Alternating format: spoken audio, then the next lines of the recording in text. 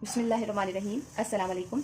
यहाँ पर हमने सेकंड मेथड के साथ भी एक्चुअल आइटम कॉस्ट को मालूम करना है। फर्स्ट मेथड जिसको समझ नहीं आ रहा वो सेकंड मेथड से भी इसको सॉल्व करके अपना आंसर ले सकते हैं।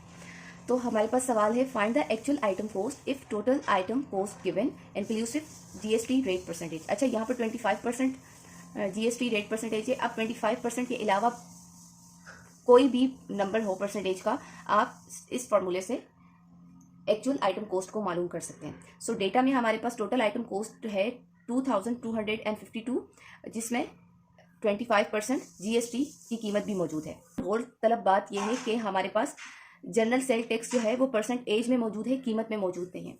और हमने ये जो जनरल सेल टैक्स है इसकी कीमत को हटाकर चीज़ की असल कीमत को मालूम करना है, यानी कि 2252 रुपये में हम जो 25% जीएसटी की कीमत बनती है उसको निकाल लेंगे, तो हमारे पास बाकी जो पैसे बचेंगे वो चीज़ की असल कीमत होगी। तो सबसे पहले हम क्या करेंगे, जीएसटी जो 25% बन रहा है उसकी कीमत को मालूम करेंगे, जीएसटी के चार्जेस मालूम करेंगे। जीएसटी चार्जेस को मालूम करने के लिए मैं टोटल जो आइटम कॉस्ट है वो लिख रही हूँ 2252, उसको मैं मल्टीप्लाई करूँगी जो जीएसटी के रेट हैं उसके साथ, कितने हैं 25% जीएसटी है, तो यहाँ पर मैंने लिखा है 25, ठीक है। और अब मैं डिवाइड करूंगी किसके साथ, inclusive GST rate 25%। Inclusive GST rate का मतलब आप ये लें कि एक चीज़ जो हमने खरीदी है उसकी अपनी 100% कीमत के साथ 25% टैक्स भी दिया जा रहा है। 100% चीज़ की अपनी कीमत है, चीज़ की अपनी कीमत मुकम्मल है, और उसकी अपनी कीमत के साथ हम 25% टैक्स भी दे रहे हैं। तो मैंने क्या है, 100% चीज़ की कीमत प्लस 25% टैक्स है, तो ये टोटल कुल मिला के हो जाता है 125।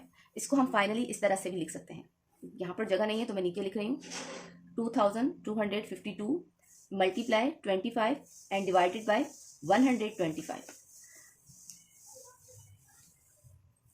अब हम देखते हैं कि ये आपस में डिवाइड हो सकते हैं। Yes, 5 2 10 and 5 5 25, 5 5 25, 5 5 25 and 5 1 5। अब मजीद ये डिवाइड क्रॉस में भी नहीं हो सकते और ऊपर भी नहीं हो सकते, तो हम इसको लिखते हैं इस तरह से 2252 डिवाइडेड बाय 5। और इसको अब मैं रफ वर्क में डिवाइड करती हूँ, 5 एंड 2252। 5 का टेबल 4 तक पढ़ने पर हमारे पास आता है 20, माइनस करने पर आता है 2, ऊपर से हम 52 नीचे ले आते हैं।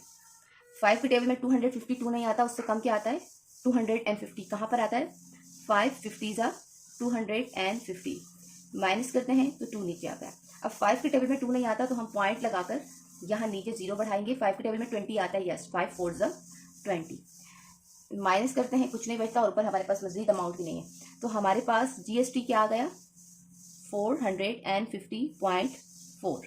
ये है जीएसटी के चार्जेस। यहाँ पर जगह नहीं है तो मैं जीएसटी चार्जेस यहाँ लिख रही हूँ।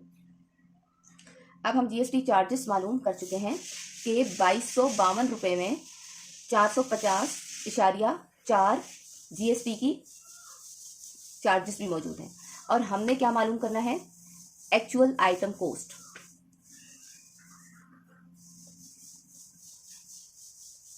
यही हम मालूम कर रहे हैं ना। तो एक्चुअल आइटम कॉस्ट को मालूम करने के लिए हम जो टोटल आइटम कॉस्ट है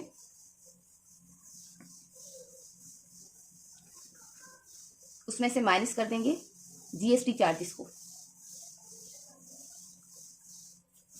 सो टोटल आइटम कॉस्ट क्या है 2252, माइनस करेंगे उसमें से जीएसटी चार्जेस को 450.4, तो हमारे पास आ जाएगा